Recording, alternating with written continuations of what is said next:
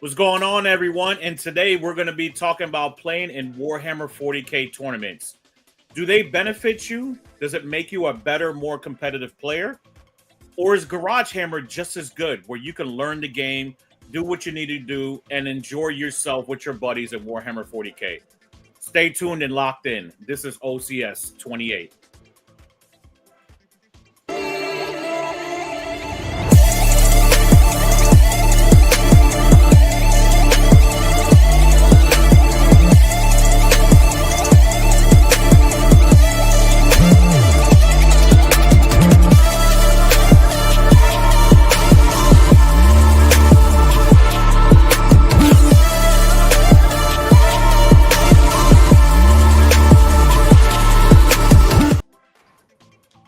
What's going on, beautiful? What do you got behind you you're looking for? I got my dog who's buried himself in my comforters, so he's back there grunting and making himself comfortable. Loving life right now. He's just all warm and snuggled up in your blankets. Making a mess of my bed, yeah. Yeah. Yeah, I'm that dog person who lets their dog sleep in their bed. You know what? It's fine. They're family. Yeah, well, that's how dogs be, man. He's part of the family, right? So he's just taking over. That's all right. He doesn't even know he's a dog. He thinks he's a person. I got so worried. It doesn't hurt him. Sorry to cut you off. I saw that it actually has opinions, and it didn't let me put it when I entered the studio. So I'm like, it better be there, man. I'm gonna have opinions. I don't want to mislead the people. It's already there, generated for you, man. Everybody can see it right away. Right. Well, good evening, everyone. Welcome back to another awesome show. And since I'm always laughing, I always get the last laugh, and it plays into Harlequins like I'm, currently playing with. So, and please, somebody, come on, man, get Canada Dry, man. It's delicious. Sponsor me. What is it? Coca-Cola? I have probably. Sounds right. I think Canada Dry is Coca-Cola. I don't know. It's delicious and it's caffeine free. There you go. More of a Sprite man myself, but yeah, that's fine. I like Sprite too. I like the new Starry, but I mean, it's like Pepsi and Coke. Like they taste so close to each other, anyways. We're a drink critic channel now. That's what we do.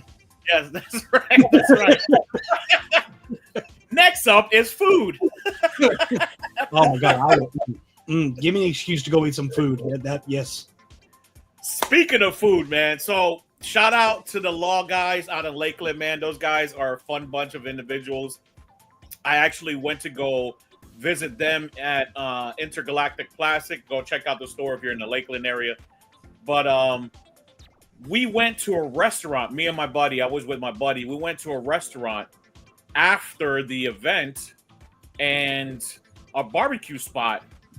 One of the best barbecue I ever had in life, man. It was absolutely amazing. I forgot the name because I'm horrible with names. Good barbecue places are really hard to find for some reason. Like lots of places say they're barbecue, but actual good barbecue is difficult to come by.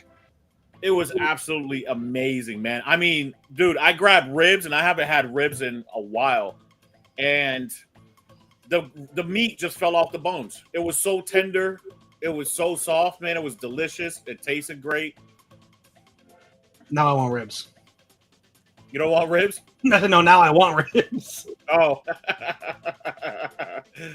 They were absolutely amazing, man. I'm actually looking up the name right now. It had like a weird gentleman's club name to it. I'm like, what is this we're getting into, man?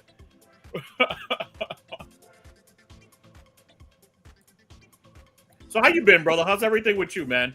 I'm going good. I just got done with my first vacation of the year. I went to visit my partner down in Fort Lauderdale. I spent a week with her and her family. That was good times.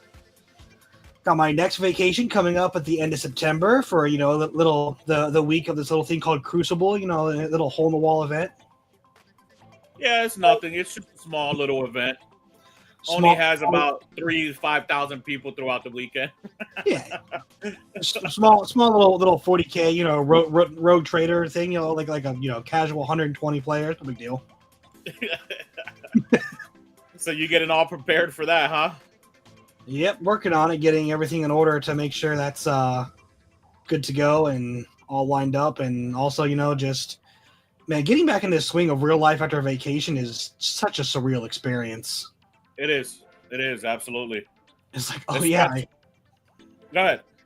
I was like, oh yeah, having an alarm again. Right. Having to wake up and take care of responsibilities. Just adulting. Plain adulting. It's boring sometimes. It was cruel. Can I get a testament to that? Somebody tell me how fun it is to be working every single day. Or working 2 jobs and then like multiple businesses and stuff like that, and then running RTTs and GTs as well is like, yeah. But in great news, I finally got to see my daughter play softball. She's been playing softball, so I got some time to spend with her. I spent practice with her Friday. I went to her game on Saturday, so I was super excited to spend some time with her, and I'm super motivated. Like, I'm very athletic, you know, regardless of the physique.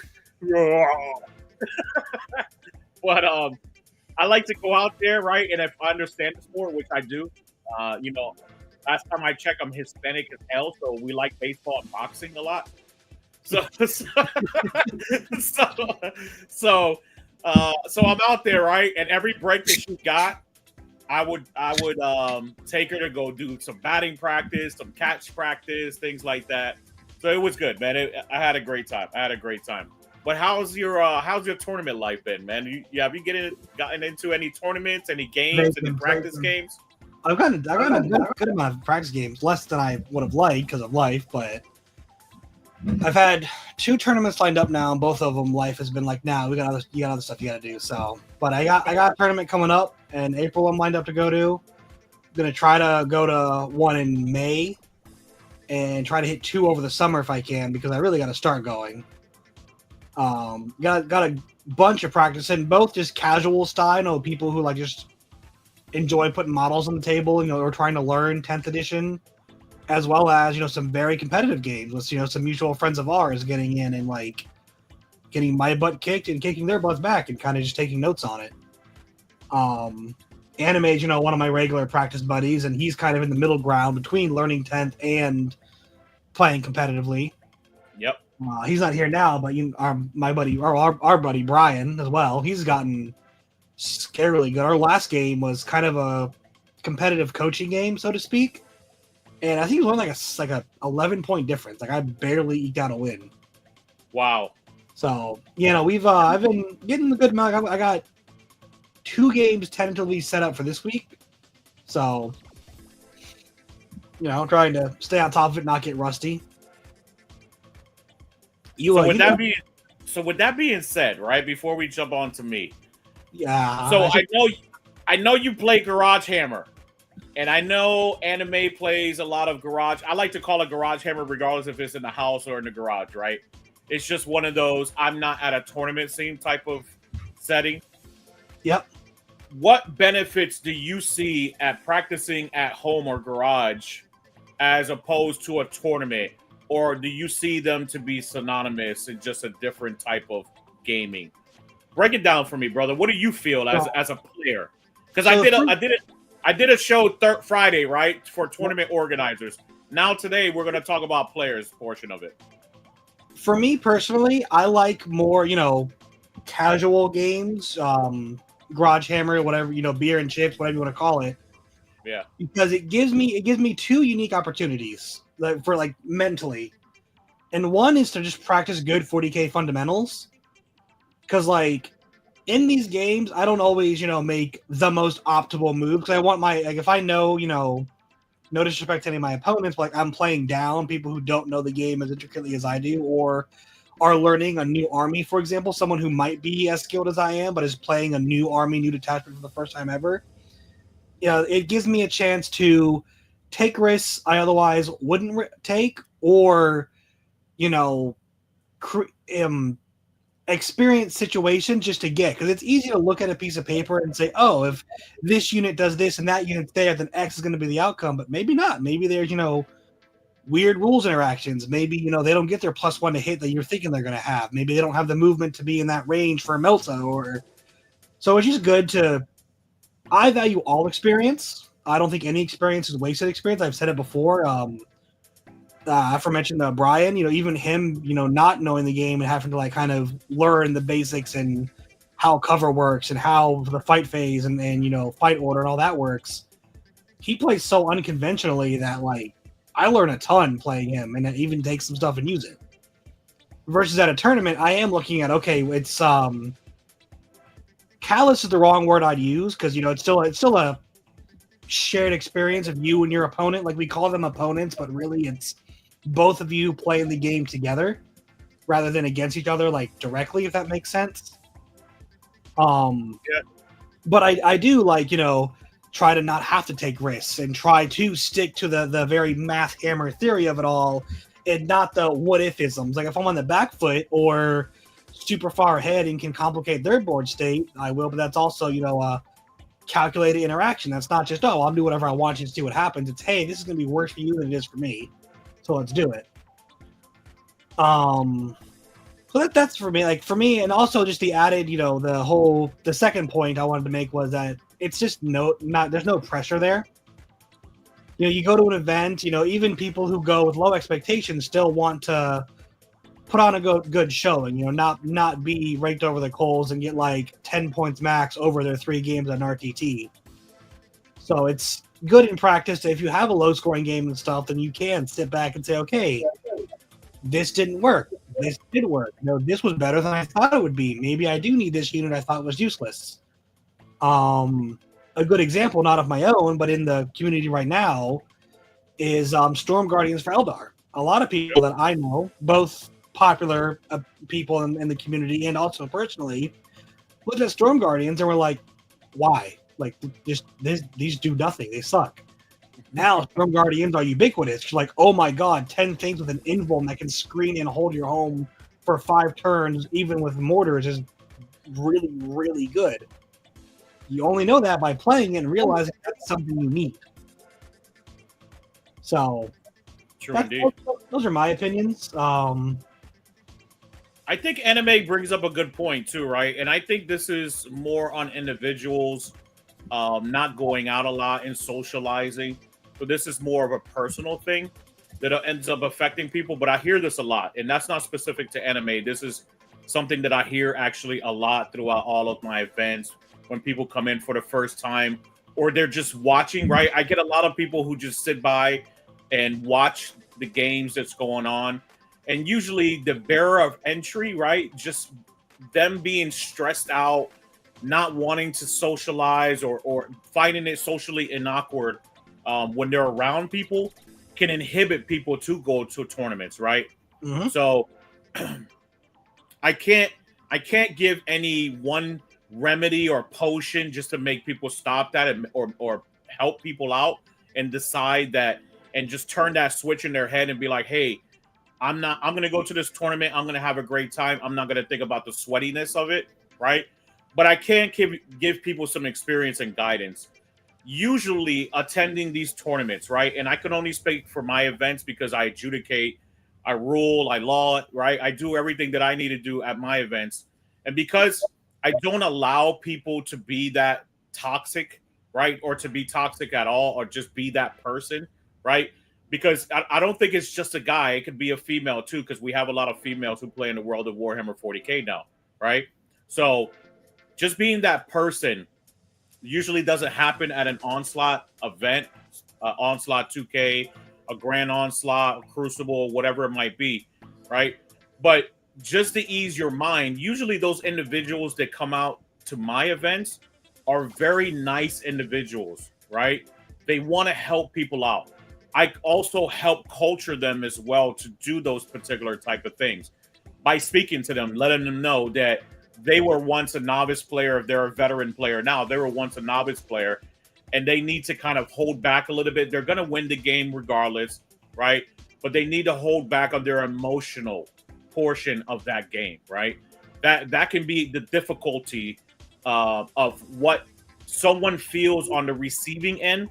Because like I always say, right, I can't repeat this enough. You're playing with someone, not against someone when you're playing at a Warhammer 40K game, right? No matter if it's Garage Hammer or a tournament, you're playing with that individual. So it's for both of your enjoyment.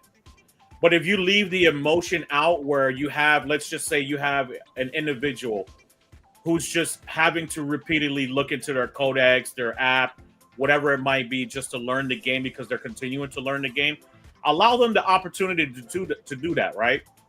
But also, to safeguard yourself, call a tournament organizer over and say, hey, you know, this individual is still learning the game. I'm worried that I might not get an ample amount of time to actually play my rounds out.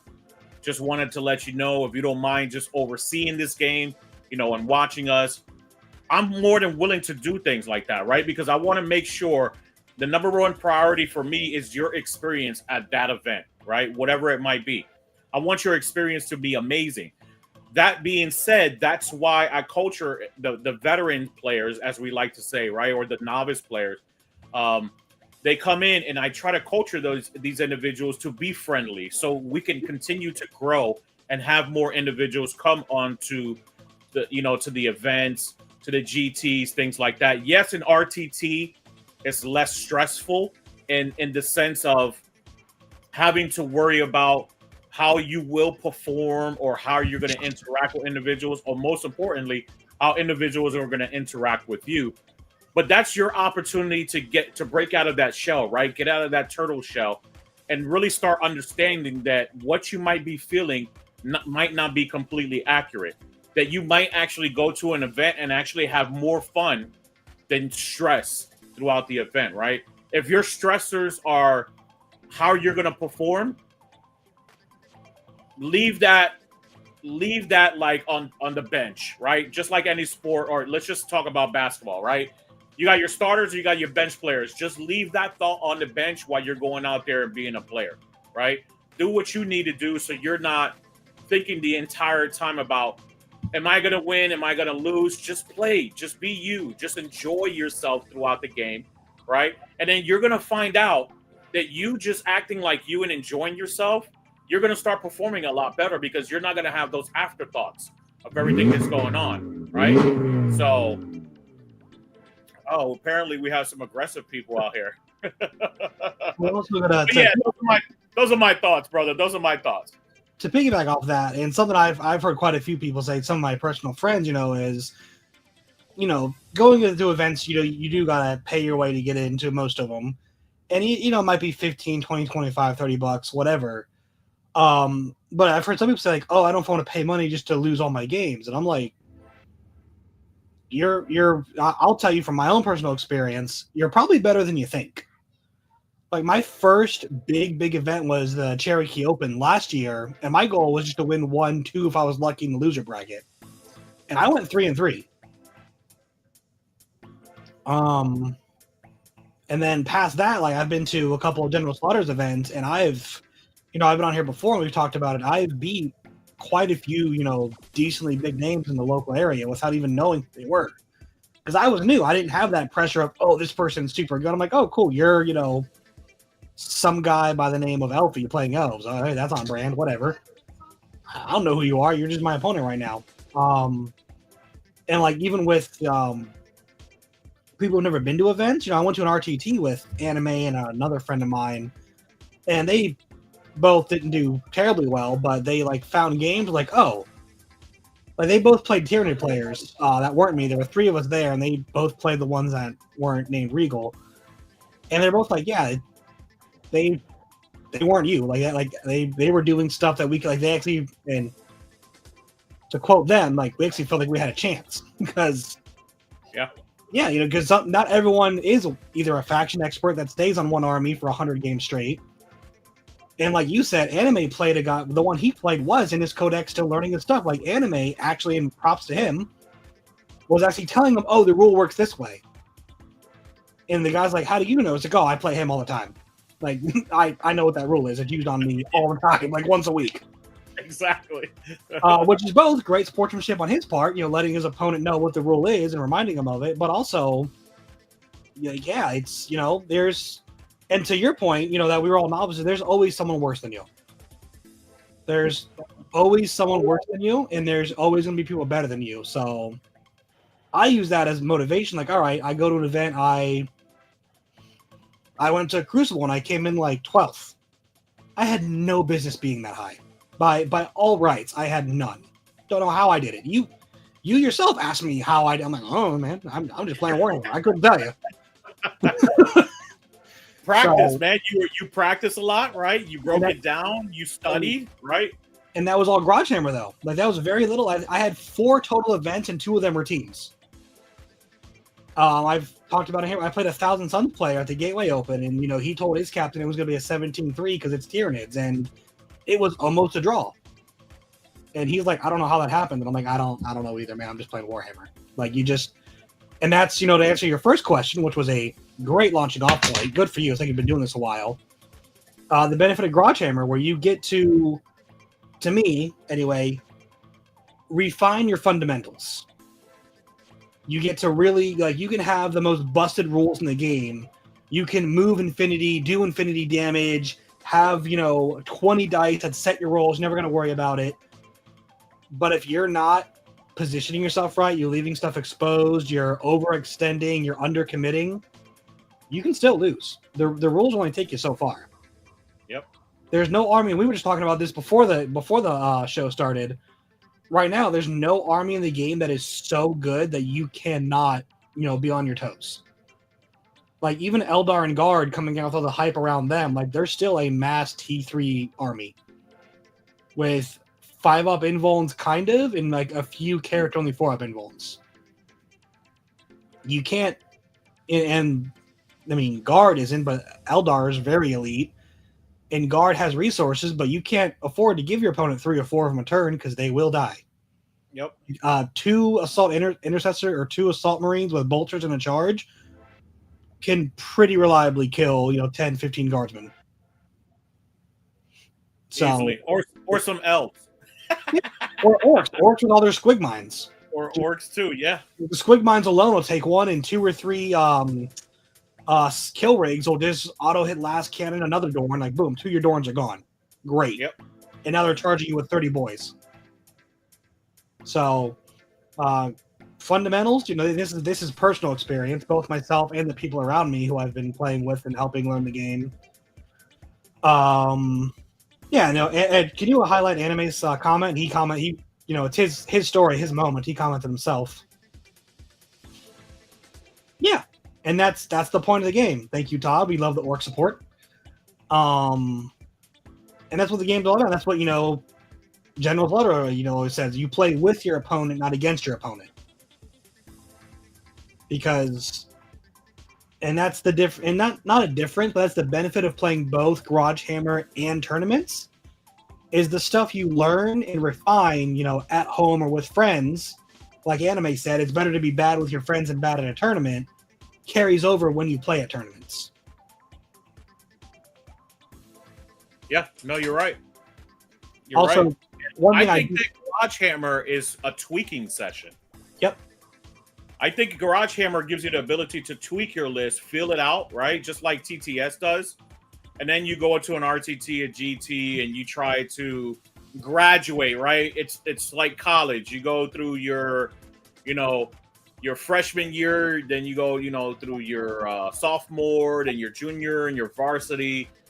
You get your associate's degree, your bachelor's degree, master's degree, and if you're crazy enough to get your doctorates, then you get your doctorates, things like that. Doctor slaughter to you. That's right. That was, a great point. Like, we were before the show talking about, the new Emperor's Children and taking Slanesh, and I'm like, yeah, give me. And I told Anime before I got on the call with you as well, like, let me take Fulgrim, Shalaxi, 3 Keepers, and like another character or 2. It's not good, but it's fun, and that's a Garage Hammer list. And if, like, going to an event, maybe I drop a Keeper or 2 and throw in some Demonettes and some Seekers for some, but like, and this is my personal philosophy. and I know you share a very similar sentiment, it's a hobby for fun. That's right. Start with what's fun and then kind of work your way towards competitive with what works. Like at Crucible, I had a Trigon. I love the Trigon. It's my favorite model. I still is to this day. I could have probably done better.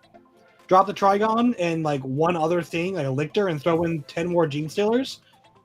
Suddenly I beat, the Thousand Suns player I played, and I'm even higher up. But I wanted my Trigon. I like the Trigon. I knew it was a suboptimal choice, but I don't regret a thing. I had a great event. Yes. Yes.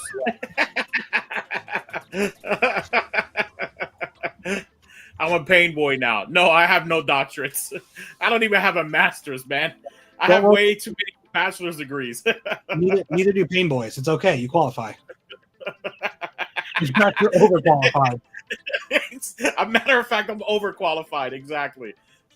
They might think I'm too smart and send me with the gits. But tournaments are a great place. And if to make this a metaphor, if the Garage Hammer is the forge where like you forge your list, tournaments are the fire in which they're tested. That's right. They're where you find what works and what didn't. Like, never let anyone tell you what works and what doesn't work, because to talk about fundamentals and stuff, and not to just casually name drop, because I don't know him personally, but anyone can go look. Skari, the master of the Drukari, got 4th at LVO.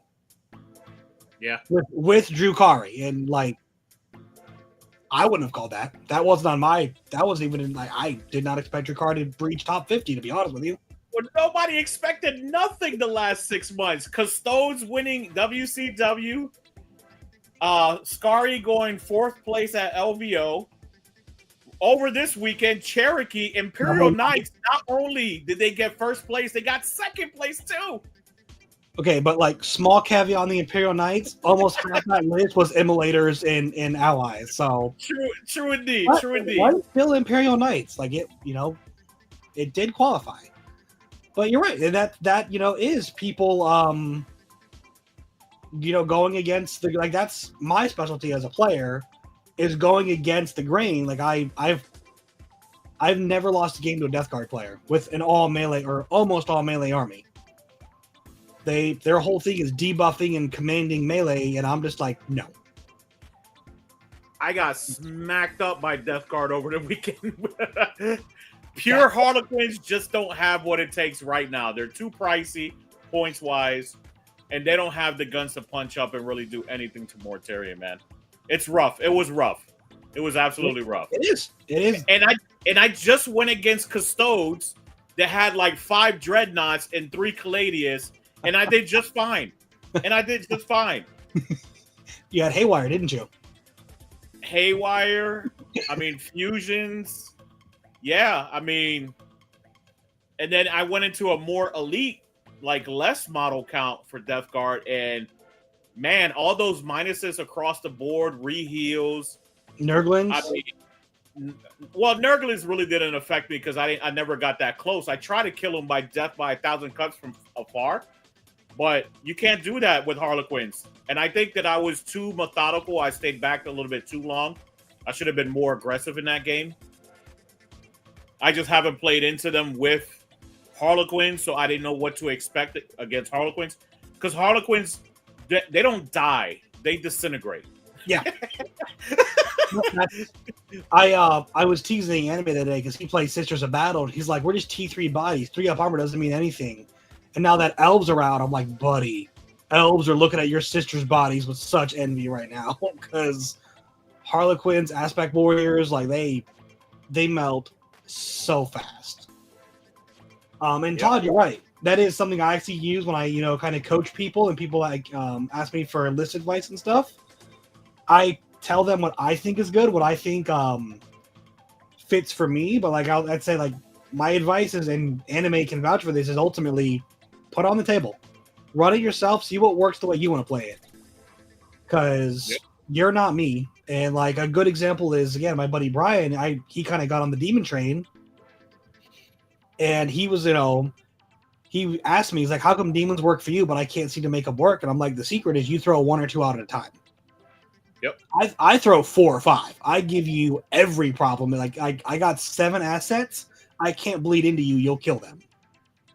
What I can do though is say here's 2 T11 bodies, 2 T10 bodies that are all and -1 to hit and various other things. Good luck. And he started doing that, and it's his own way. He still has his own flavor on it.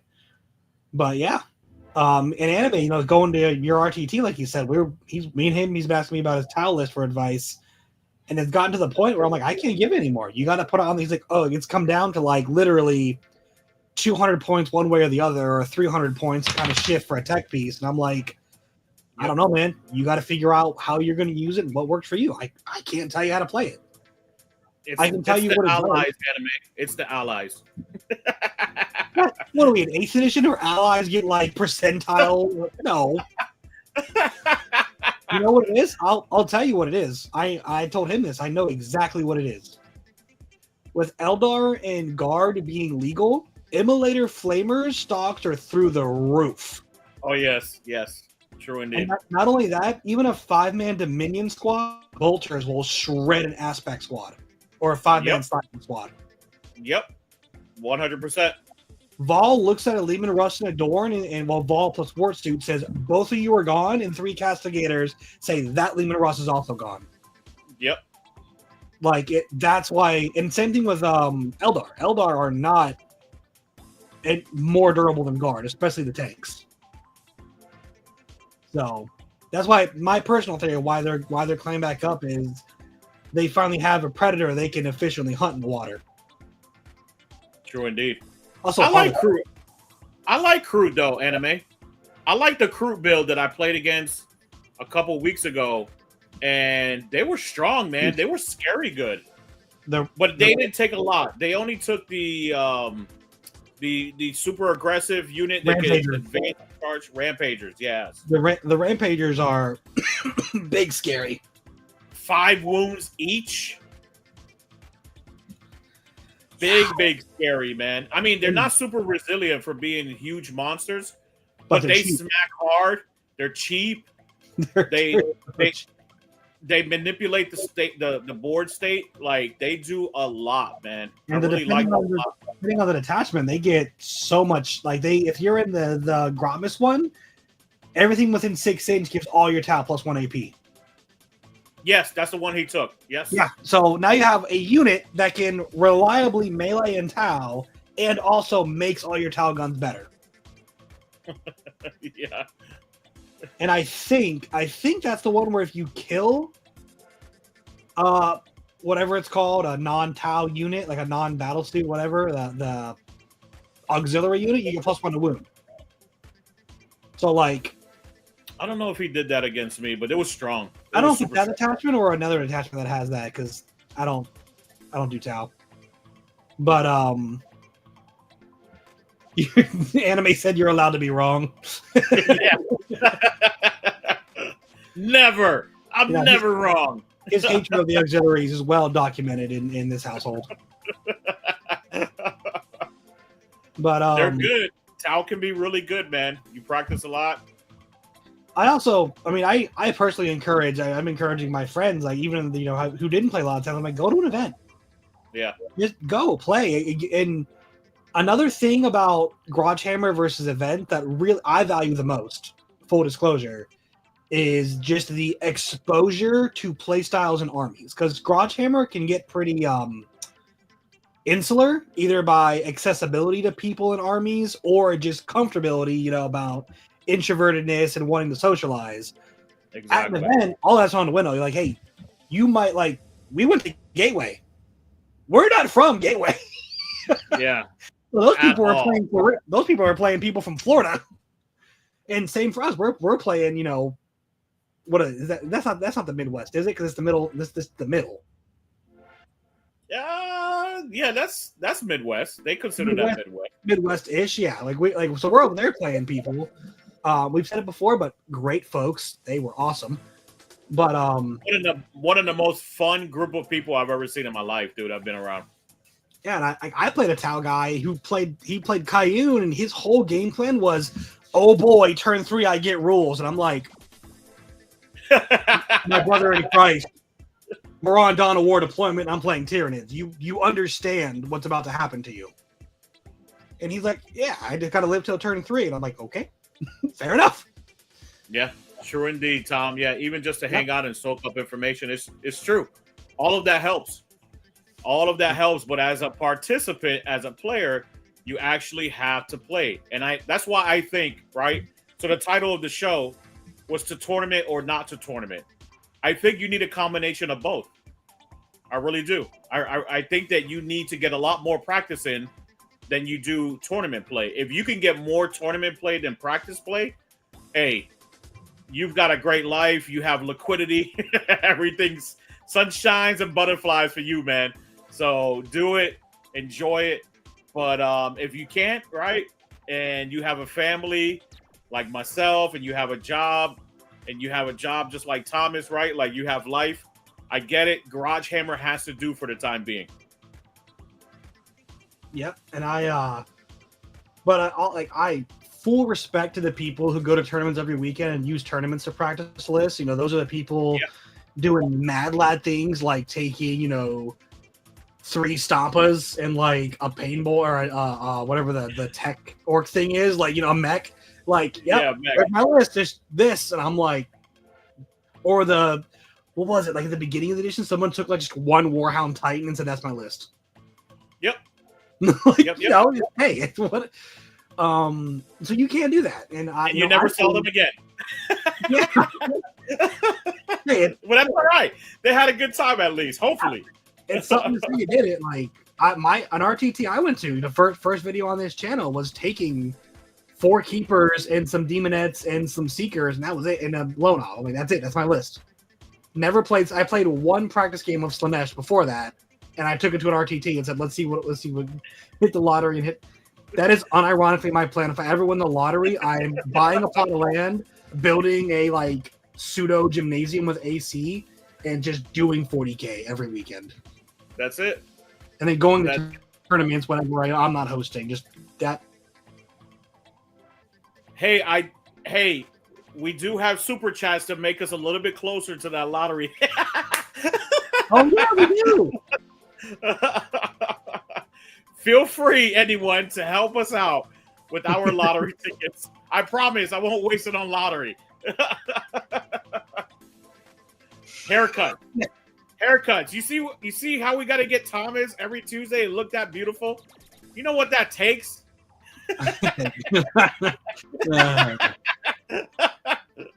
Hey, what up, Carmelo? It takes plastic surgery. That's what it takes. It takes. Oh my gosh! It takes plastic surgery and it takes a Disney. Disney makeup artist. Yeah. What's up, Carmelo? Another good thing about events is that you can really get perspective, both from people you're playing or people like even people I don't play. See, I'm playing Tyranids and running this detachment or these units, and they come over and they'll ask like, "Hey, what do you see here? What do you know that I?" And me too. Like I saw someone at Crucible running 3 Hive Tyrants. They ran a Swarm Lord, Flyrant, and the Walking Hive Tyrant.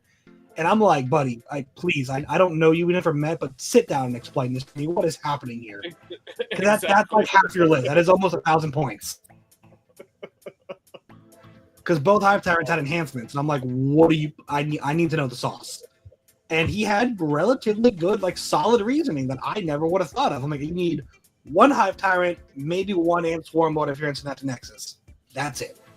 He was running all 3 in Invasion Fleet. I'm like, what? So that is exactly right, Carmelo. Rule of cruel.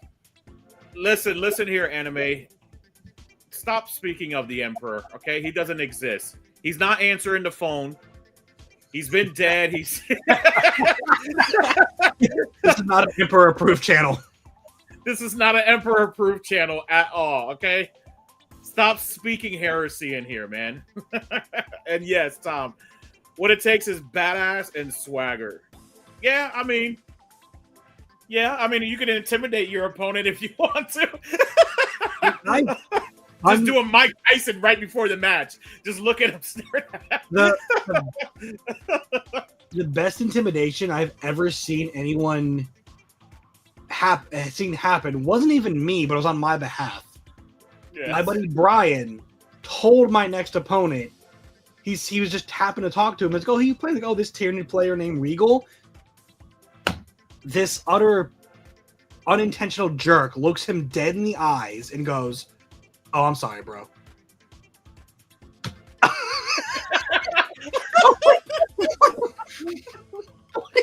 What is that?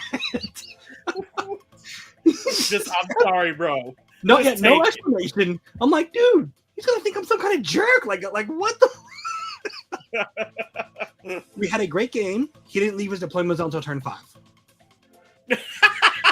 Oh my gosh! Well, look, anime. I'm gonna need you to clarify that every time.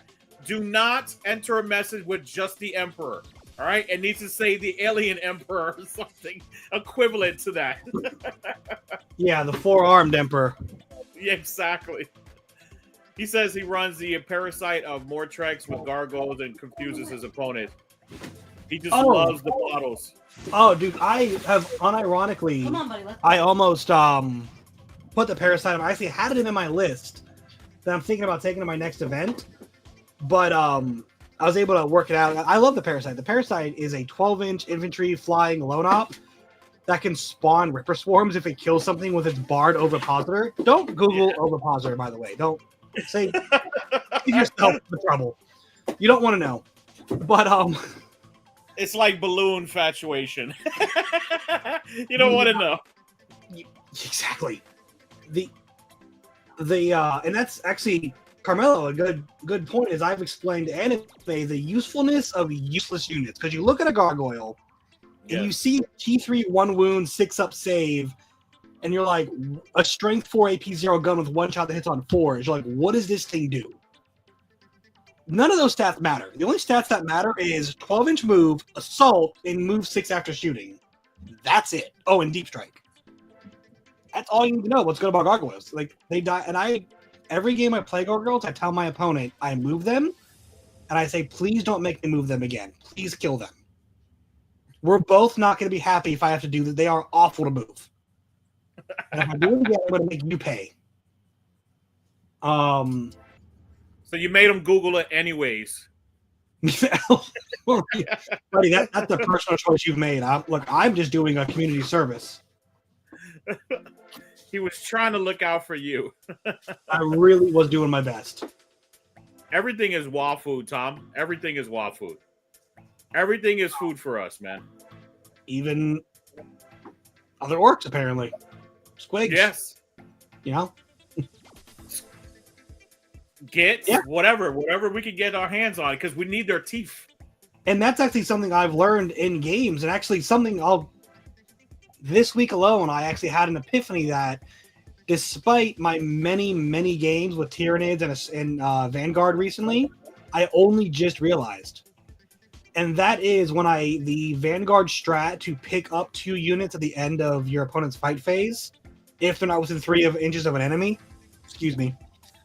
I can pick up Broodlords. Like, there's many times where the Gene Killer unit dies, but like the Broodlord is not in combat, and people don't, want to get near it to get in combat, or because it's 5 attacks, hit on 2s, dev wounds, twin link. They 2 damage each. No one wants that. Yep. I'm like, I could just pick you up and like just bring you in at some point later and advance and charge you into something in the back line. Like you'll rip through a number of cultists, no problem. And I am an embarrassingly high number of games in and never considered that possibility. Because I'm like, well, you're committed. You didn't die. I'll just charge you somewhere else and do some damage before you go out. No problem. Yep. And I'm like, the wasted potential. All these years, wasted potential. All right, before we continue on, Tom, we're gonna pay the commercial. We're gonna pay the bills real quick. We're gonna jump into a commercial. Keep that thought. Remember it. Don't forget it. We'll be right back, my peoples, right after this quick commercial. Introducing Warhammer Station, your premier destination for Warhammer 40,000. and tabletop gaming accessories. Whether you're a seasoned veteran or new to the hobby, Warhammer Station offers a curated selection of high-quality products to enhance your gaming experience. Warhammer Station offers Warhammer 40K MDF terrain. Elevate your battlefield with intricately designed terrain pieces, including the Pariah Nexus terrain set, crafted from durable MDF to bring your games to life. Warhammer Station also offers gaming tokens. Keep track of in-game effects with precision using our range of tokens, such as the Battle Shock tokens and Oath of Moment tokens, designed for clarity and ease of use. Warhammer Station is dedicated to delivering exceptional products and service to the gaming community. Explore their full range of offerings and enhance your tabletop adventures by visiting their online store today. All right. Thank you, everyone, for the opportunity to pay some bills. This is not cheap adventure, but I love doing it with Thomas as always.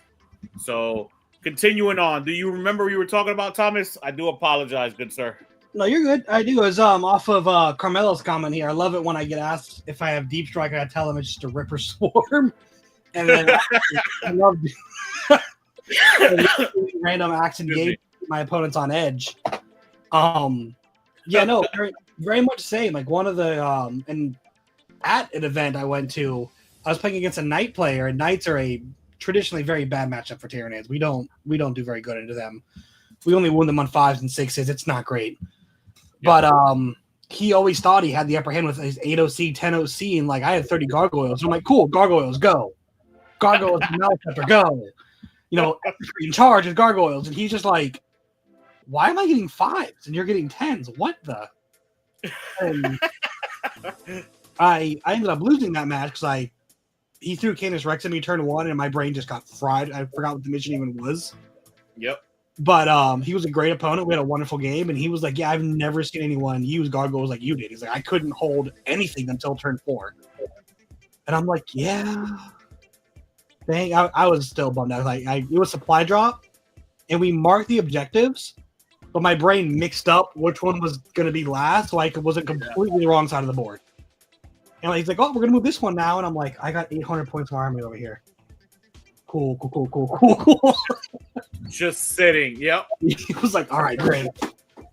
But yeah, no, it's stuff like that. Stuff like practicing. Like I'm so good with Tyranids because that's all I've played. Like I played a couple of demon games. And I've learned stuff that I've carried over. But for the most part, just playing Tyranids over again and again and again has really led me to a lot of things that even other Tyrannid players don't play. Like at events, I've played a player who was a, confessed Tyrannid, main player, but got off him because they didn't do what he wanted him to do. And he's like, yeah, playing you was giving me the motivation to go back to him because this is insane. Like he played Death Guard, and I beat him like 98-30.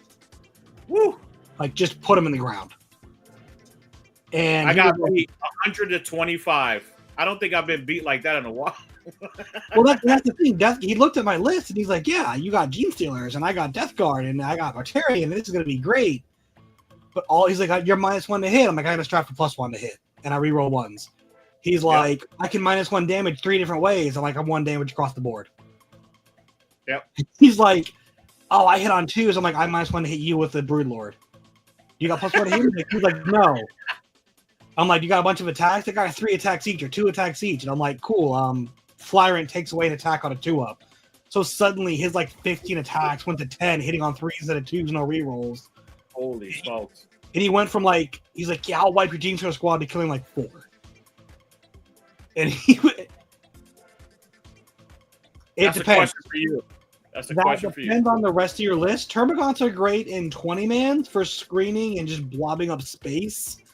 Hormagaunts are really good at being fast, early objective contesters, move blockers, and even potentially skirmishers because Strength 4 and potentially Strength 5, you can get them in Synapse, either with a Neurolictor pre-placed or a Neuro Tyrant, giving it to them in the command phase. 20 attacks at strength 5, 0 AP, 1 damage. Like, that kills striking scorpions, guardians, rattling squads. You know, these things. It's not great in the commandos, but like, you can still do enough damage to reasonably have, 1 or 2 left to hold them in combat. He says 30. Then 30 is good. If 20 is okay, 30 is great, right? In my current Vanguard list, I am running, I believe it is 2 units of gargoyles and 1 unit of Hormagaunts. And that is strictly because I would run another gargoyle unit, but it's cheaper, 20 points cheaper. If you're not running Vanguard, I would go 20 Termagants and 1 unit of gargoyles anyway, because gargoyles are just golden. If you're going to stick to 30, find the 20 points somewhere else and make those last 10 gargoyles for a deep strike, come in on your turn, shoot and scoot, swipe an objective threat. Like the amount of times I've stolen my opponent's home objective because they've stickied it and left, or just have like 1 unit on it stream forward, like with Custodes to get Draxus shooting on the other side of a wall. And I'm just like, cool, I come 9 away, but if you're not on the center point, that 6 inches will scoot, 4 or 5 of them on. So in short, yes, 30 is great, but I would try to find 20 and 10 gargoyles. But again, this is also flavor to taste. Like, if you're just like, no, I really like my Hormagaunts, I can't blame you for that. Like, if you run a 20-man squad in either Invasion Fleet with the Fillno Pain or Assimilation Swarm where you can respawn them in multiple phases, buddy, you are going to annoy some people. Because taking out 20 Hormagaunts means they need 20 successful wounds to go through, and that is actually an absurd number of shots for most armies to, like, dedicate. I actually like that. Yeah, I like that, Tom. What, in the Geno sorcery? It's like the Wizard of Oz or the new Wicked movie. The monkeys just start growing wings. I just imagine orcs stitching the wings on and being like, "Oh, that'll work," and then suddenly they just do. Yep. Mind you, a gaunt is about the size of a human, like that. Like, for scale, a gaunt is the size of a guardsman, which is utterly terrifying. When not considering Space Marines and all that. But you have this human-sized thing with wings on an orc body. Looks like a fairy. That works. That's Also, right. Wings work because they believe it works. That's right. That's exactly what Thomas said. Also, they're going as fast as the people with literal jet engines on their back, which is just hilarious. They're going like Mach 7 with gargoyle wings. But something really cute I just found out over that commercial break. My nephew was watching the beginning of this show. He was on his tablet watching his uncle. He has no idea what 40K is. He just knows that I'm his uncle and I'm on YouTube. So, heck yeah. Shout out to nephew. And animes do. Read his comment. Orcs hold each wing, each fist, and flap their arms, flapping the wings. Yeah. But how do they ever shoot, though? I mean, as inaccurate as they are anyways, but how do they ever shoot with their sluggers? Toe guns. just big toe in it. Just big toe in it. That is hilarious. But yeah, and the thing for like someone, I forgot if it was Todd or Carmelo, but said it earlier. But yeah, like, Rule of Cold dominates all the lists I build.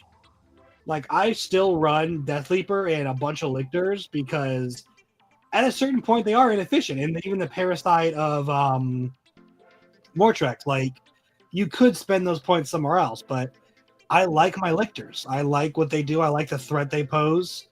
3 Exocrines. That's also a thing that I didn't innovate, but apparently I'm one of the few people sticking to, because you look at a lot of Tyranid lists, they have like 1 or 2 Exocrines, and they go to Mouse Scepters or Tyrannifexes or a 6-man Zoanthrope. And I'm like, guys, just stick to the Exocrines. I have You an need three. Infamous I just built that has 3 Exocrines and 3 Maliceptors, and like I'd go down to 2 Maliceptors before I went down to 2 Exocrines. The fear those things put in people is insane. It is. And I look at Forge Fiends, and Forge Fiends are 3d3 separate, blast, strength 10, AP 3, flat 3, hitting on 3s, not heavy, so they can't go to 2s. But I'm like, that is way more terrifying. Like, that shooting into a 10-man unit is way worse than an Exocrine. You know, you're talking about things that are taboo right now, right? You might have triggered somebody right now. But the Forge Fiend, oh, look, no. If you got somebody tweaking on YouTube right now. If anyone is triggered for taboo speak about that army, they're in the wrong army. I said it. That's the army to speak taboo. It's true. So Lynette shouldn't have that anyways. Why do they have these hunks, these monstrous beasts? They're all supposed to be beautiful, aren't they, Lynette? Look, beauty's in the eye of the beholder. They should be stealing like Wraith Lord bodies that are nice, sleek, and slender. Get that elf nonsense out of here. You want a beautiful body? You go to the Mechanicum. They will give you a beautiful body. And you will like it, no matter how many implants they put in your head. They're not asking. They're not asking. You wanted beautiful legs? There you go. But yeah, no, like test whatever you want. Like there are things that I constantly put back on the table because I'm like, man, I really want this to work. And sometimes the answer is you make it work. Like there is a concept in the game called skew, where at a certain point, like the Monolith and the Tesseract Vault were bad for a long time. Yep. Then all of a sudden, someone was like, hey, what if I just ran both of them and 2 Catan and the Silent King, and they could have -1 damage on a whim? Suddenly, like individually, like none of those, but the Catan and Silent King were good, but you put it all together, and then you have 3 Doomsday Arcs aside from that. Yep. Good luck. You just look at your opponent and say, yeah, I'm sure you can kill some of this. Hopefully it's before turn 5 and the scoreboard's settled. And that's why you try it out in Garage Hammer and then take it to a tournament. Or if you're ballsy like Thomas, you just take it to a tournament no matter what. Yeah, no, you just and like someone said, you just walk in with badassery and confidence. That's it. Like I walk up to people and they look at like, and no offense to anyone who plays it, they have all been very great games, very gracious opponents.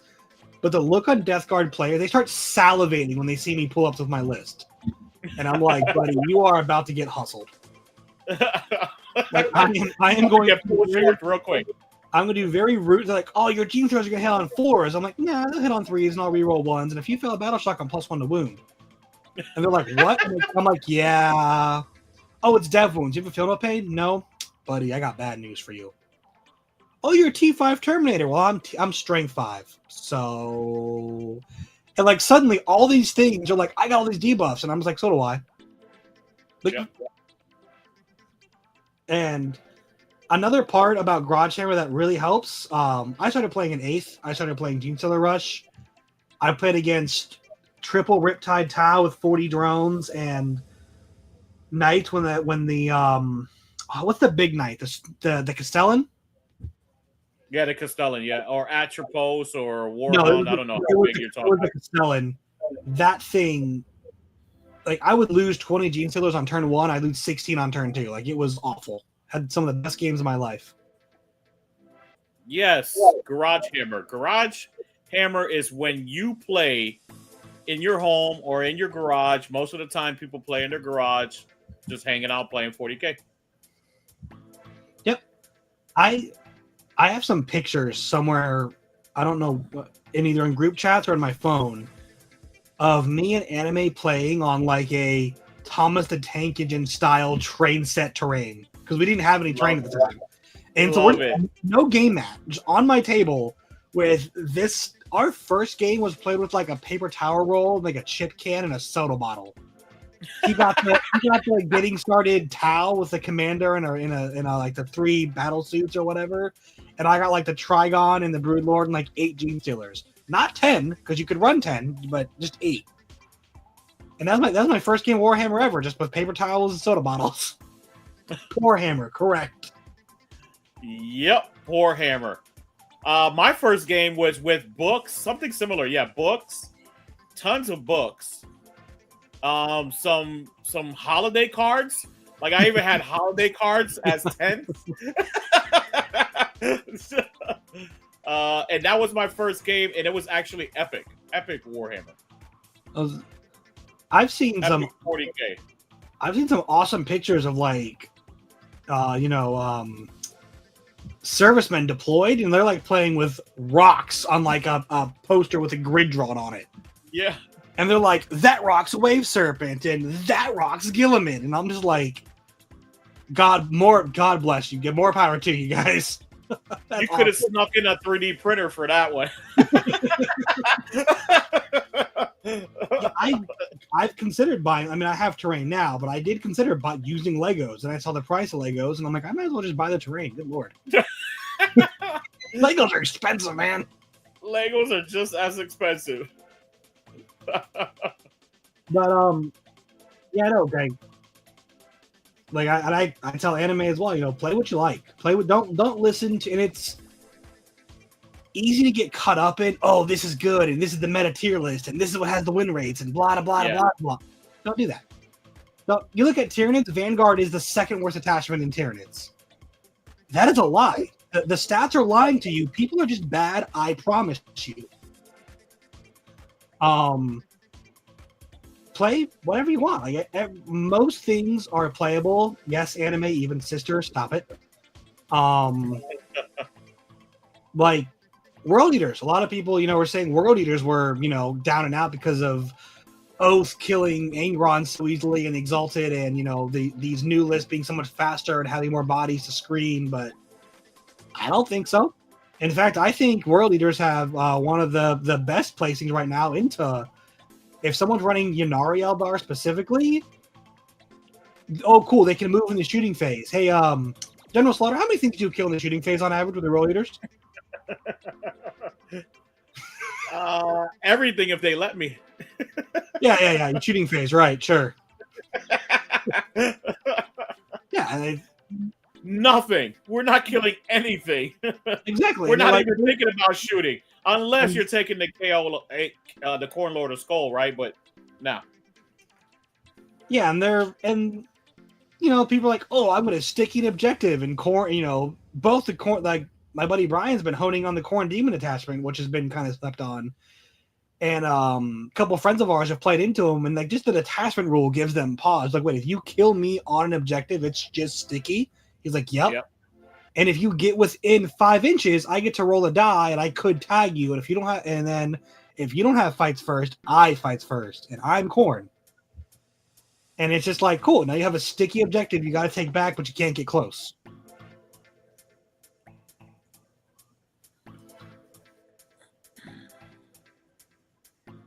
Yeah, exactly. That's perfect. Yeah. Yep. I do something very similar. Like I'm running Vanguard, the Vanguard organisms. I have 4 artillery pieces, 3 exocrines, and a biovore.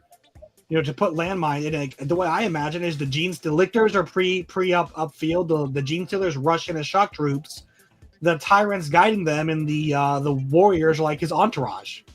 Like the final push, and the exocrines are lobbing stuff down range. And Death Leaper is bobbing in and out of the field because he's invisible. That's how I play it. And it, like, to give a lot of people, we all like to complain about GW here and there, but to give them their credit, a lot of the detachments feel very thematic.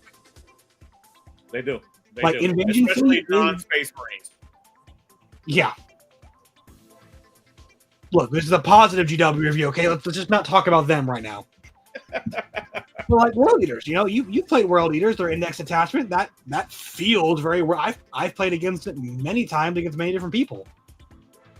It feels like, hey, if you give them a chance to turn one charge you with 12, Exalted 8-bound and Angron, yeah, they're going to do that, and you're going to pay for it. You lose. But or also, to the most lore accurate ones, probably.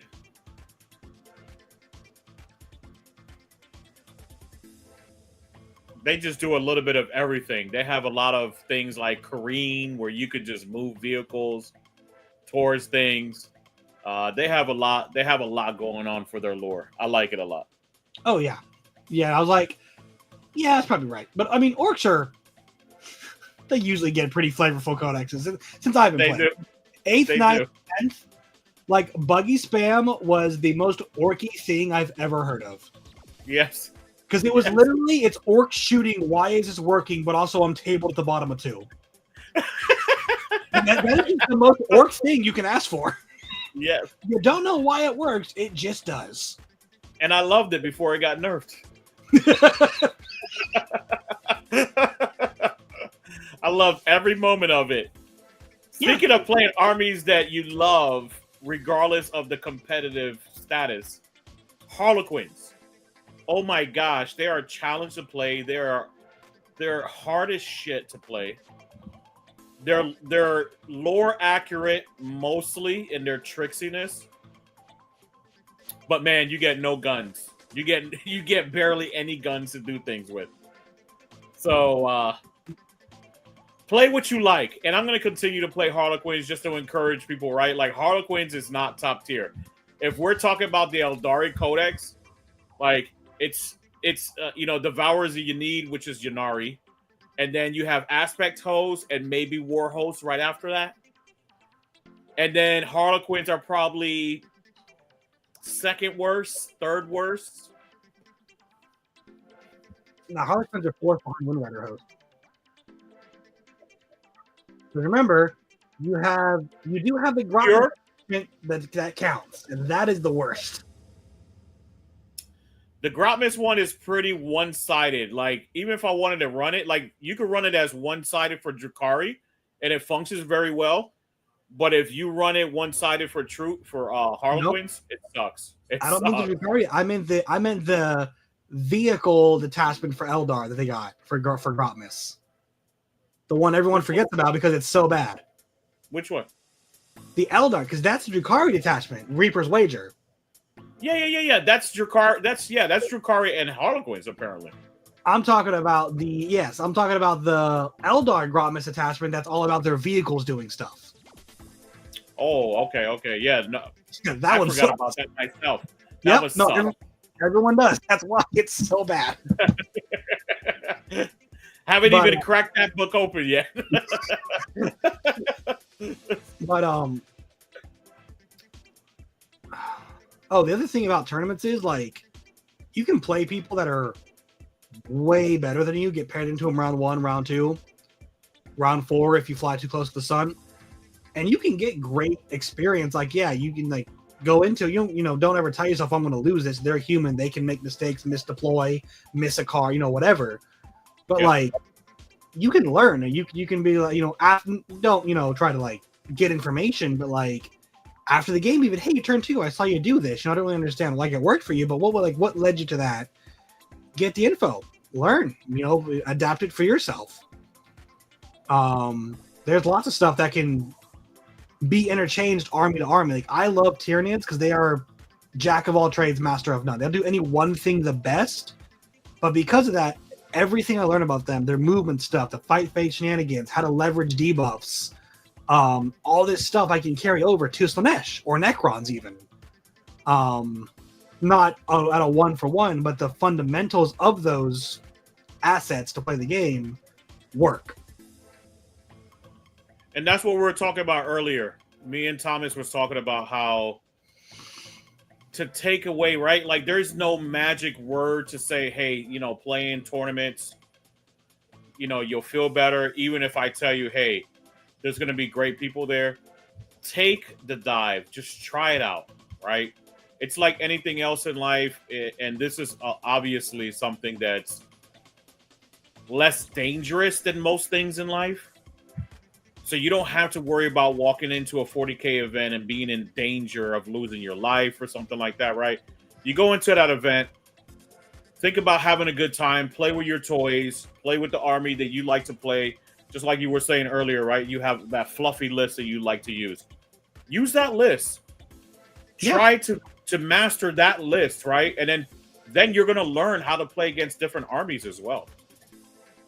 Also, on the subject of learning a list, and I implore all of you, I tell everyone to do this. You know, Anime can vouch for it. I've talked to General Slaughter, my own personal theory that I use. Don't write off a list because you had one bad game. Yes, exactly. Like play it. I tell everyone play at least 10 games over different missions into different armies. Don't just play mission A into Space Marines 10 times and say, "Yep, this never got better." You don't really know. Play, try to get some. And just as a warning, please don't meet people. Don't meet them.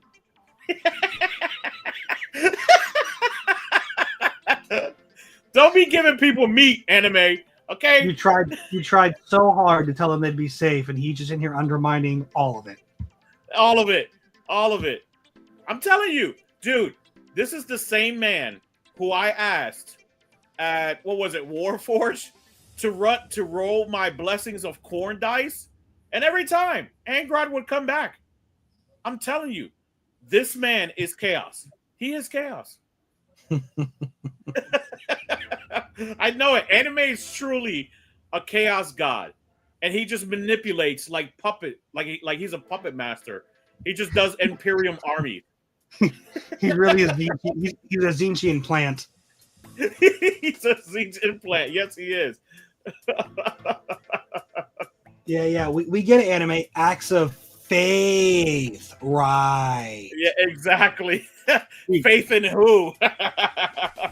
It's so funny you say that. We played a game specifically for him to prove the point, pre-nerf, this is pre-nerf, that sisters do not have a pile of sixes by the end of turn 2.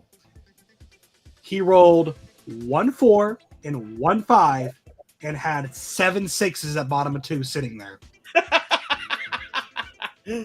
Now, so this whole Zinchian thing is making a lot more sense now. Like, even he was like, all right, look, this is still technically not proof. This is just, I forget the word, but it was a very, very long, smart, educated word he used.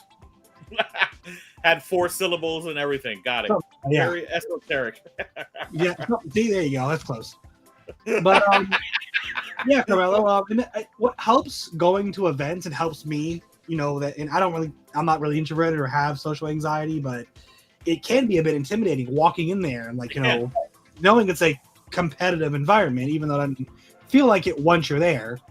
Find friends to go with, go with someone, like every event I've been to, I've gone with someone. Like when I took Slanesh, I went with General Slaughter here. I've taken Anime to a few. I've gone with other friends I've met in the community to go with. General Slaughter has a fun sense of humor where he puts you against your friends turn 1 because Yay! That is not true. He randomizes all of his stuff unless you specifically call someone out. He does it fairly. I just have horrendous luck in playing my practice partners round 1 all the time. I'm like, all right, I'm at the event. I'm going to play new people in a new army. He's like, round 1, you're playing the guy you practice with on Wednesday. And I'm like... he knows everything. Anecdotal, that's the word he used. He said it was anecdotal evidence at best, but, it was real life. We were living it. But and again, if you guys, I always offer, feel free to hit me up on his Facebook page, on his Discord. My name's Elite Hatter. I'll play. If you're local, we'll play a real game. If not, I have TTS. We can load up a game on there. I'm more than with insider info. I love it. Yeah, we're insider trading, except it's not for my benefit. He's like, you're gonna get better whether you like it or not. Play this top ranked player. I'm like, cool. Yes, I do have some gorgeous chicken legs. Thank you, Tom. That's offensive to anime. But yeah, feel free to hit me up, and other people in the community. I can't speak for them, obviously, but I know a bunch of people that are always looking for games, either locally or, TTS or other, like that to get in just ease of access. What we got to do is get Anime and Carmelo to play against both of us, there you go. Now I can finally get my game against Anime, and you can break Carmelo out of his shell. If you bring Tyranids, I'll bring Anime. Exactly. Since Anime's just been, holding on to that clock forever. This game that we're supposed to have like in 2020, pre-COVID.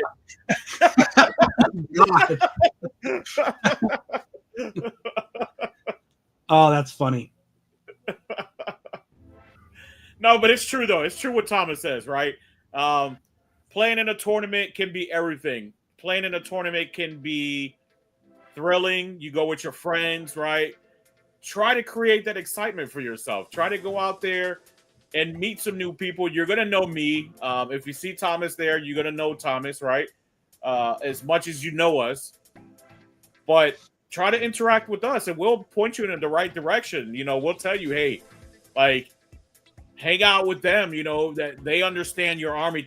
I have a lot of people who come to my event, and they'll be struggling with a particular army, and I'm like, hey, go talk to that individual, right? That individual knows about Blood Angels or Dark Angels or whatever it might be, right?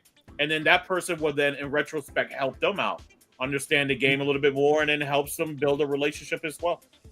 The very first event I ever went to, I think it was like Grand Onslaught 7. I was, it was like one of my first ever event, I think, as a matter of fact. Well, first one of your events. I went to an RPT once before, but I go, and a very, very prominent Tyranid player, like one of the best in the nation, was there playing Tyranids, and you just walk up to me casually. I'm just doing. He's like, "Oh yeah, hey, so and so's over there playing Tyranids. You just go ask them and pick their brain." And I'm like, what do you mean? No, I shouldn't do anything of the sort. But no, he does. Like, that's where he does. Like, this person knows his army, and so you don't care. There's no caste system to use Tau. It's like, we're all people. We all put way too much money and time into this hobby. When I meet generals,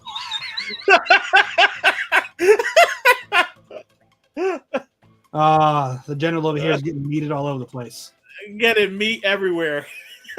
Look, Anime said he's gonna talk to you Saturday, so you gotta watch out then too. Exactly. I'm gonna keep the rated R stuff off of the channel. That's on OnlyFans, That's exactly. But don't make me beat you down. There is definite benefits and drawbacks even to both. Like I said, like I mentioned earlier, one of the drawbacks of just doing Garage Hammer is kind of getting that isolated experience of 40K, which is actually what led me to General Slaughter and being here, going to his events and doing all this. Is I reached out. I'm like, hey, I can't find a game anywhere. I've been playing the same 2 people for 3 years. Like, I need, how do I get into this community? What is it? And now I'm in it. I'm doing it. And that's all it took, was just one. Well, it took like 3, but you're a busy man. I get it. You got a family. You got like 2.5 jobs, events. But I was like, hey man, I'm really sorry if I'm annoying you, but I'm going crazy here. What do I do? No, man, I enjoyed it. I enjoy games like that. It gives me the opportunity to help people continue to get motivated, right? Come out to the tournaments and things like that. So it's a win-win all around the board. And then you become very good friends, right? And no, it led to some awesome experiences, both with you, Cherokee last year, going to North Carolina, going to Gateway over in Missouri. It's led to meeting some wonderful community of people. It's been awesome. I've met Trevi. I know Trevi fairly well. He's a wonderful guy. Not a player, but does a lot for the community. He plays every once in a while, but yeah. Oh yeah, well, I mean, I knew him as a YouTube player. He was like kind of one of my sources for Tyranids for a while. TTS, right? Like TTS stuff, yeah. Even before that, before COVID, TTS, he believe it or not, he used to do just Tyranid content for a while. But and then of course the downside to tournaments is you do not have that, grace period of practice. It is kind of not, to sound like it's all sweaty and competitive, but like people are playing at their best. Like you will just get stomped 125 in like an hour and a half, and then have an hour to chill and talk to your opponent and socialize. Exactly. So like, Exactly. and It's timed. It's timed, which makes it stressful, right? You get 3 hours, and that's it. And even if your opponent's a gentleman about it, it might not still feel good to have this army you bought, built, painted, put love into just get wiped halfway off the board, top of one, because you didn't know how to deploy or didn't understand how exactly their rule interacted and what would pan out. So, not saying that anyone would ever purposely give you a feel bad, hopefully, but it can happen. It's happened to me where I'm like, oh, your rule works this way. I'm like, yeah, and I completely understood it, but I didn't conceptualize what it meant on the mat until I was hit by it. I'm like, I see. And same thing, like Carmelo with gargoyles. A lot of people are like, yeah, I can move 12, advance, shoot, scoot 6. They're like, oh, so you have like a 24-inch move range. That's cool, whatever. And then I do it, and they're like, oh my God, you're on 2 objectives. What? Yep. I'm like, yep, you just lost 10 primary, and I got 2 banner points. I don't know what to tell you, man. And accurate statement once again, Tom, right? Tournament gives you something to look forward to. Meeting your friends, practicing your army, right? And I know we harp on friends a lot because that's just something that comes along with it.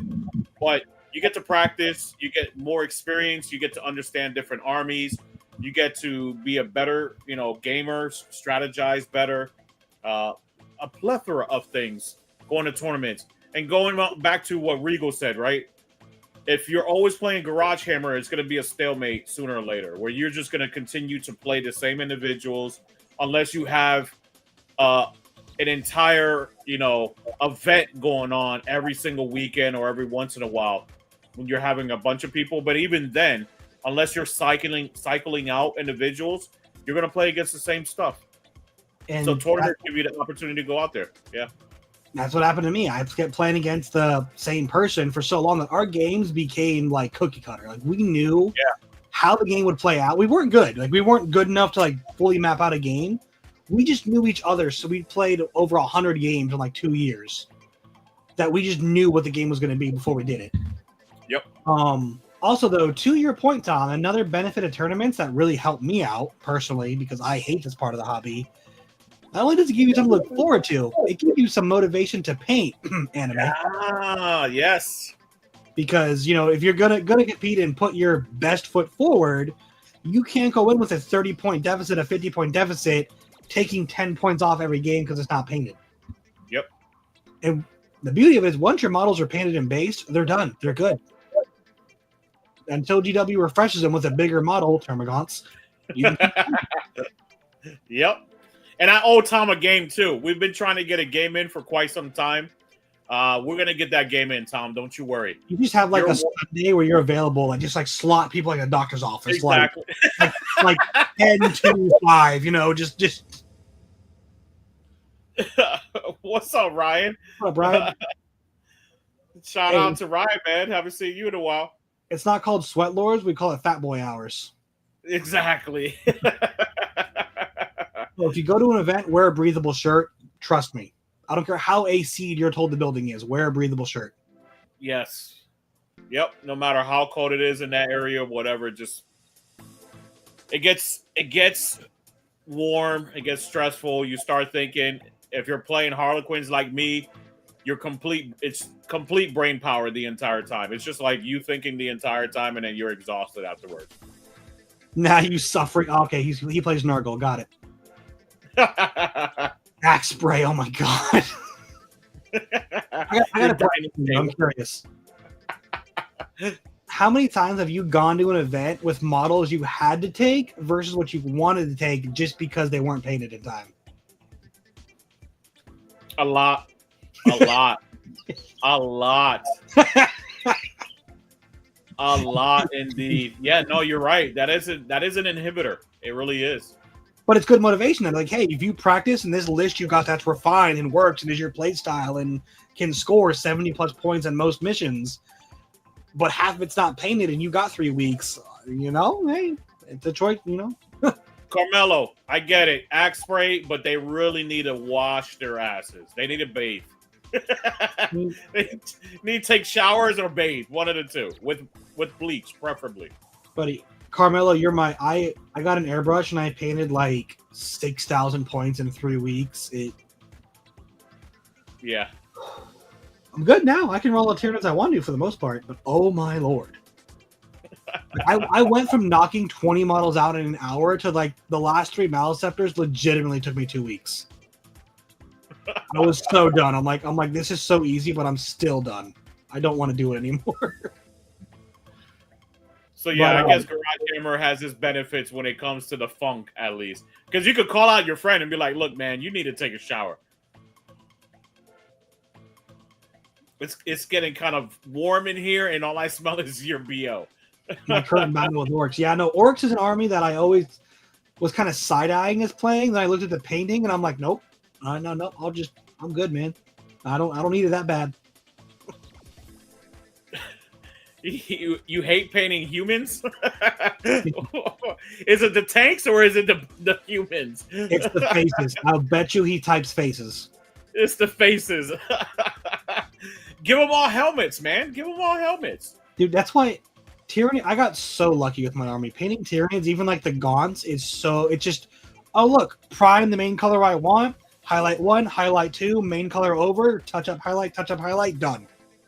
Don't need to worry about grenades or leather or anything. Just painted the UN.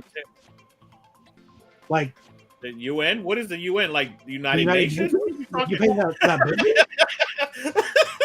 big? This poor guy. He's pouring his heart out, and we're just roasting him. We're United Necrons. I don't know what are we talking about here.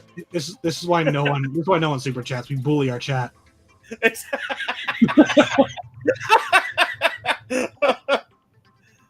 Was hilarious. Yes, I don't indeed. paint models. I put paint on models.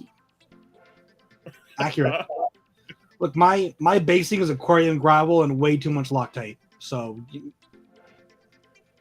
and I've never gotten more compliments on it. Like people like that's so amazing, and I'm like, this is just laziness. I cannot take credit for this. I just found gravel that matched the 3 colors I use, and I just got lucky. And just threw it on there. Yeah, where there's people like you in this world that are like that. We just, people lazy. Yeah. Who just happen to just be artistic and great at it, right? These masterpieces they create. They're just like, I hate this. Paint it up and throw it to the side, and everybody's like, oh, it looks great. And you're like, yeah, that's a peasant to me. A mutual buddy of ours that just got a bunch of Eldar, just picked them up like 2 weekends ago. I told him I thought about playing Harlequin, so I really like the whole Harlequin, the jester look, like the story. Oh, don't do that to your friend. Don't make him hate himself. No, I almost picked him up. Oh, like back in 8. And then I saw the paint schemes and stuff, and I'm like, nah, can't do that justice. I'm not. Nope. There are legitimately some armies that I've just not touched because I don't want to be bothered to paint them. Orcs and Harlequins are at the top of the. My 3 armies I own are Tyranids, Necrons, and Slaanesh Demons. You noticing a theme? Yes, 2 organic and 1 just pure metal refrigerator is easy to paint. Yep. Easy to paint. Organic is super easy for contrast, and metallics is as well. You just spray it. The primer itself is silver, and you just throw a wash over it, and you're like done. Yep. You just metallic primer. You throw a wash on it. Yeah. Whatever you glowy you want, yellow, green, red on the crest, the eyes, and the gun, and boom. You're and if you want to get fancy, dry brush the joints and the shoulders. Some more silver. You're done. Yep. I've done none of that for any of you wondering. I've seen the army painter dip, right? I even have some to give away for some prizes. But, man, I've seen people use it on YouTube. I'm like, that's just too much work. That's just too much work. Airbrush, yes. Yep. No, this right here. You can't do it to guard infantry. You can do it to guard tanks, but like whatever you can airbrush, do. It is such a time saver. I love it. It is. It saves so much time. And it puts just 3 colors on your model so you can actually participate at an event, which is another thing, like Thomas was saying, right? It helps you motivate to paint your shit to go to a tournament. Because you got to, unless you want to take point losses, right? And nobody wants to lose points throughout the game just for nothing. The only reason I took Slanesh at RTT is because the paint requirement was primed. And I'm like, I'm in. Let's go. Primed. All right. I can do that easily. CSM armies. Yeah, exactly. Yeah, CSM armies are a challenge because they have all those gold trims and everything. They're a nightmare. How'd your Lord of Skulls go painting that bad boy? The who? Lord of Skulls. Oh, I never finished it. All of his metal and rust and black and. I did the airbrush portion, and then when it started getting to brush, I was like, this is more than 3 colors. It's like 6 colors. I'm good. And then jumped to another army. So that's my excuse, and I'm sticking with it. I got false sense of security. I did all my Tyranids. I airbrushed them up, got done super quick. I'm like, oh, this is totally cool. It's super easy. Then I bought Slanesh Greater Demons, and there's just jewelry everywhere. And I'm like, what? Yeah. Why? What? God damn it. Have a good one, Carmelo. Yeah, man. Take care. Thank you for the support. Thank you for the laughs. Thank you for everything. But yeah, so so at the end of the day, Regal, what do you think? To tournament or not to tournament? I think I'm gonna have a caveat here saying, why you play the hobby, because it is a hobby. But I do think everyone should, at least every couple of months go to an RTT, just kind of, even if you're not a competitive player, it is a great way to widen your circle of, friends in the community, people to talk to, enjoy the hobby with, meet other people in your army. That's we all have been in chat talking about the armies we love, and Guard, CSM, Orcs, Tal, Sisters, Harlequins. It's fun to meet other people who like the army you do. To talk about it. Let's not pretend we don't do it. Complain about our rules. We all it's the community part of the community, because you can go to forum posts and websites or groups on Facebook or whatever, but nothing quite beats having someone that you can text when your points come out and be like, oh my god, this got cheaper. Oh, they nerfed this enhancement, or they buffed this unit now. Wow, that's crazy. And tournaments are the best way to fast track those relationships. It is. And meet also people I gave a shout out to Law earlier, Ryan Cruz, right? Would love to see you, Ryan. I'm cutting this man off. Sorry, Ryan, for you, but I'm cutting him off. Love to see you, but we gave you guys a shout out at the beginning talking about Law and how awesome you guys were over there and how much fun I had at the little event you guys did. Sorry, Thomas. I just had to say that real quick. No, you're good. And anime's going too. So those of you who want to meet the fabled anime who's here every week, roasting us and we're roasting back, he'll be at your event. Yes, that's right. He will be at the event. As long as he doesn't drop. You better not drop, anime.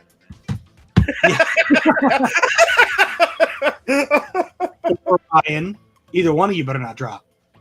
Exactly. To the point, like I said, I have 2 events I know I'm going to. I'm going to an event in April. It's a team event, and I'm going to Crucible in September.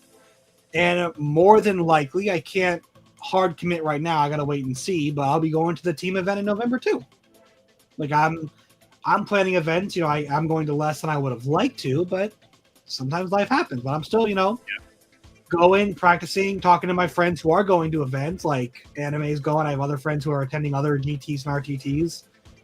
And there's a whole Discord I'm on that is just people I met at events. Like I never would have known these guys had I not gone out and immersed myself. So yeah. I'm sad that you're not going to Grand Onslaught 9, man. Dude, it's gonna be crazy. I'll talk to you after like the show, all the things that are going on, but there's gonna be a singer there to do a concert. There's gonna be a vendor there to sell GW product. There's going to be another vendor to sell 3D prints, display boards, terrain, all kinds of other things. So, like, Grand Onslaught got to glow up. Then there's going to be a big surprise as well that I'm not telling anyone yet until they see it the day of.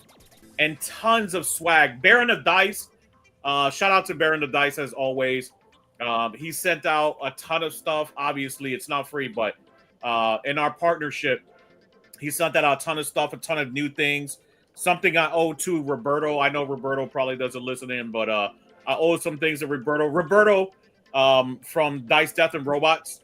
He's always coming to my events, paying and not participating because life gets in the way. So I got a nice little gift for him. I'm seeing. I don't think I can. So I hate committing and having to not. But I am seeing the feasibility of it. It's not a hard no yet. It's just unlikely. But I want to. I do. I've been to some of your Grand Onslaught events. They are very fun. Everyone who can go should. And I will say it's sold out. Wow. I will. People drop all the time. Check the night before if you're unsure, because exactly. But I will say from experience going to your events, you do a very good job, and you mentioned it earlier, of moderating people's behavior. Like no one is ever, not even allowed, accepted to be, a out and out ass. Yes. So no matter how bad your dice rolls are or whatever, there is still a level of decorum that is enforced at these events, and that is, for me personally, because even though I'm not an introvert, I don't want to get into conflict when I'm trying to play a game, man. That's not why I'm doing this. I'd go play League of Legends again if I want to do that. I don't. Exactly. Yep. But yeah, that's anyone who is going. Have a great time, and sad I can't make it, but it's such a. I'll make more of them. Don't worry. I just worked.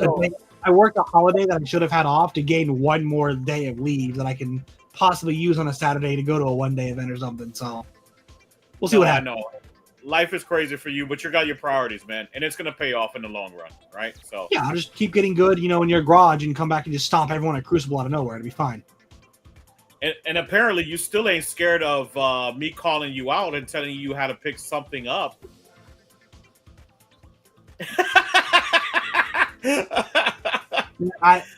Apparently, nothing can entice you to play a game against me either.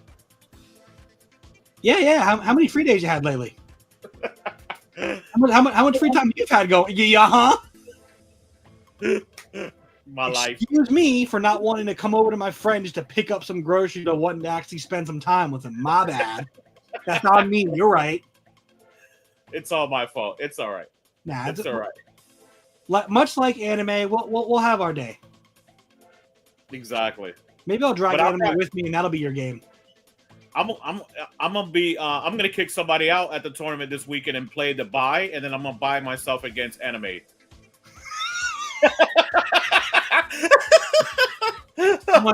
Someone comes in, gets through round one, loses, but they're optimistic, and you're just like heavy hand on the shoulder. Don't you got somewhere to be in an hour? I think you do.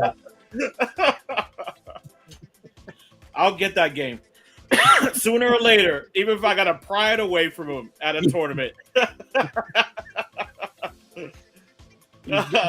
Going into the last round, be like, look, buddy, you're 0-2. Just come get the bye, and just protect me. It'll be fine. There you go. So that's it for me today. What else you got, Regal? Anything else for you?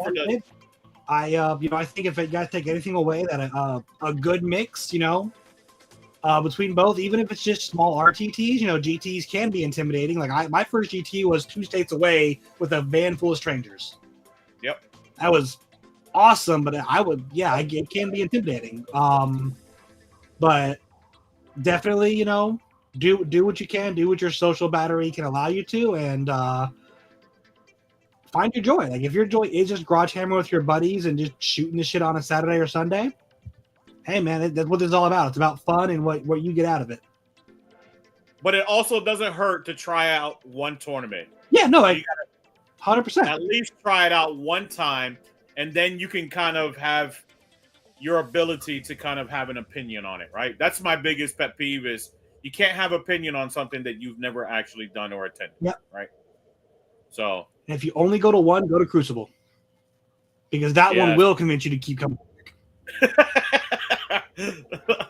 Yes. There's like eight events between now and then, 2 or 3 GTs, monthly RTTs. Those are fine. Those are great. Those are wonderful. Go to them. Crucible's if I had to put my money on one that would convince you to come back again, it'd be that one. Yep. And there's 2 opportunities. You could do narrative or the GT side. So if you want something a little bit more fluffy, you can play the narrative side, which is very, very exciting. Or you could do the GT side, and exciting as well, but a little bit more crunchy, right? So, hey, Tom, good night. Yeah, Tom, good night. Sorry. What were you saying? Oh, you said narrative like 180 guardsmen. just guard. Just guard. 300 boys. Narrative does have more booze. It does have more booze. Look, but that's that alone will get people to go. Yes, it will. Well, look, have you ever heard someone drunk not tell a good story? No, if you're both drunk, no. That's all I got. I think the people. Oh, my back. Well, yeah. Dip your toes in the water. Yep. And just to expand your circle. Find new friends. Find new ideas. Test your own ideas. Yep. Go out there and get ready, man. Just try it out. And whatever you think it might be, just enjoy yourself. Go in there with a positive attitude, and I bet you, if you're coming to my event, I can only bet you at my events. You're coming to my event, and you let me know. Believe me, I got you. I got your back. You're gonna have a good time. What's your motto for this channel? Victory is what? Onslaught Gaming 40K, where victory is just a strategy away. And strategy, you will find that at events. Yep. So, come on out. All I got. That's all I got, too. Have a wonderful night, everyone. Thank you so much for the support, as always. Big love to Regal. As always, you have a wonderful night. And everyone else, take care. Good night, everyone. Have a great night.